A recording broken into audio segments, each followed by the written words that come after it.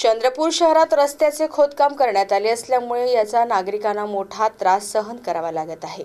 मात्र याकडे प्रशासन लोकप्रतिनिधींचे दुर्लक्ष होत असल्यामुळे मनपा प्रशासनाच्या विरोधात महाराष्ट्र नवनिर्माण सेनेच्या वतीने आंदोलन करण्यात आले।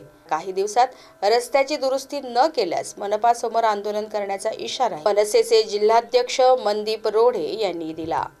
महाराष्ट्र नवनिर्माण सेनेने चंद्रपूर जिल्ह्याच्या वतीने चंद्रपूर महानगरपालिकेच्या विरोधात आंदोलन करण्यात आलेले आहे, निर्देशने करण्यात आलेले आहे। निर्देशने करण्याचे मुख्य कारण म्हणजे की चंद्रपूर शहरातील मुख्य रस्ता जो चंद्रपूरला जाता व वाहता एकच मार्ग आहे, त्या मार्गावर यांनी खोदकाम केलेलं आहे। त्या खोदकामामुळे इतकी शहरामध्ये वाहतूक कोंडी होऊन राहिलेली आहे। पहिलेच चंद्रपूर शहर हा जिल्हा प्रदूषण म्हणून ओळखला जातो, त्याच्यावरती आणखी प्रदूषण वाढलेलं आहे, लोकांचं आरोग्य धोक्यात चाललेलं आहे, लोकांचं आरोग्य धोक्यात आलेलं आहे।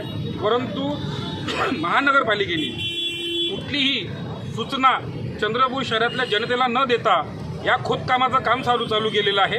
कोणाच्या म्हणण्यावर केलेलं आहे, कोणासाठी केलेलं आहे हे महानगरपालिकेच्या आयुक्त साहेबांनी समोर आणावं गोष्टी।